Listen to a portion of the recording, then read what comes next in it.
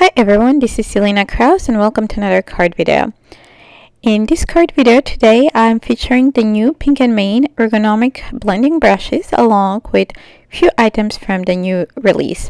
So let's get started. Here are the ergonomic brushes. I'm using it for stenciling. I'm using the new stencil called Garden Gate. Also, I will use two stamp sets, Terrariums and Spring Sentiments. So let's get started. I'm using two brushes because I will be blending yellow, oranges, and pinks. I'll be using one brush for the yellow and oranges and one for the pinks. I'm using 5 colors, so let's get started. I'm using some Hero Arts shadow inks, and I'm starting with the lightest one, the Butterbar Yellow, I apologize. And I'm just blending from the bottom. I realized that it's easier to kind of turn around my piece of paper and start from the top, kind of from the lightest going to the darkest, from top to bottom. And then we're going to turn this around. The yellow will be on the bottom of the card. In between switching colors, I'm just rubbing the blending brush onto microfiber cloth to clean the ink, and as you can see, it cleans pretty nicely. And I'm going as well from dark to light, and I'm scrubbing gently that brush onto the microfiber cloth to remove any of the orange ink, and then the yellow ink is nice and bright as like I've scrubbed that brush really good. So they're very easy to clean. They're very easy to apply ink with, especially for larger surfaces like this background and for stenciling. As well, you can use it for emboss resist and many other techniques. So here I'm just creating a ombre background using a stencil on top of stencil, and I'm using Butterbar, soft cantaloupe, pale tomato, bubblegum, and I believe it was hot pink. So I'm going with that bubblegum ink,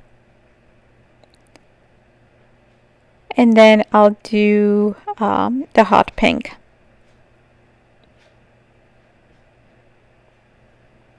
So even though I'm transferring from lighter pink to darker pink, actually it's called ultra pink, not hot pink.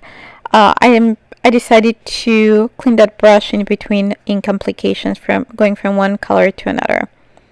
So I just want that top to be more saturated, so I'm going a few times with blending in that ultra pink ink, and you can see how it starts getting dark. So I think this is pretty good, so I'm just removing the stencil, and ta-da, here's the background. I really like how this turned out, so bear with me as I'm closing my ink pads so they don't dry out. So here's the pretty background. I'm gonna trim it down to 4 by 5 1/4. And then we're going to stamp our sentiment to go in the center of this panel. I just felt like the background is so pretty that it doesn't need much to go on top of it. So I just decided to go with sentiment black on white that I matted onto some ice rink glitter paper. So here from this spring sentiments, there's a sentiment saying hello friend. I decided to dissect it to perform surgery and cut it in half. In a little bit, I'll show you that you can still use it as one sentiment. So I'm just positioning it on top of that background to see how it's going to look. So I'm using the Hello Friend from Spring Sentiments, and I'm using You're Amazing and Thinking of You sentiments from the Terrariums. So I'm starting to stamp Hello, and then towards the top of the white cardstock panel that I'm using, I'm stamping with black ink. So, and I'll use this as a reference to build up my sentiment going down. So next I'm stamping friend. Then I'll move to You're Amazing. Actually, it's Thinking of You. So here I kind of messed up a little bit. I had a piece of paper on the stamp, so it didn't stamp crisp. So I'm starting onto a new piece of paper, and I'll use the Lordy Stamp one as a guide to stamp that hello and friend. So you can see I'm positioning on the messed up piece. The stamp's picking up with the lid of the MISTI, and then I'm stamping onto the new piece of cardstock. Next, I have left You're Amazing. I'm using this already stamped piece of paper just for make sure that it's positioned nicely. And stamp that last sentiment. So here is the two pieces of hello and friend. So I'm just putting a piece of paper and the MISTI. I'm connecting those two stamps together because I just cut them in half. I didn't cut any additional from in between the stamps. So it's stamped perfectly. You line it up like that, or you can even use acrylic block and it's gonna stamp the same. So next I'm taking my sentiment piece, and I'm trimming it down to size to create a rectangle around that sentiment. And then I'll grab some ice rink glitter paper from also from Pink and Main. But before I go into cutting the mat, I realized that I smudged the ink a little bit, so I'm using a sand eraser to correct that. So I'm using the sentiment panel as a guide for how big of a layer I should cut from the glitter paper. So here we have that.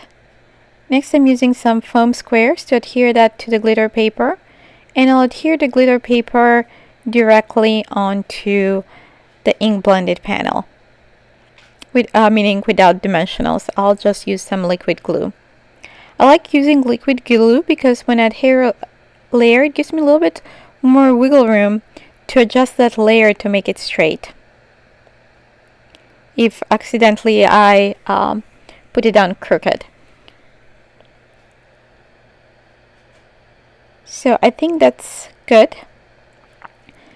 So we're coming to almost to the end. To finish off the card, I'm adding some fun foam on the back for dimension and adhering it to a white top folding note card. So to finish it off, I'm just adding some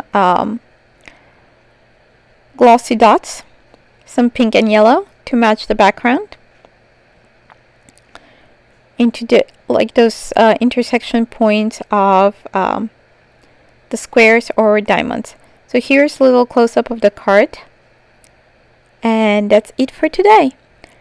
Thanks for watching. Don't forget to click on that subscribe button so you don't miss any future YouTube videos. As well, don't forget to subscribe to my blog and for more ideas and inspiration. Thanks for watching. Bye!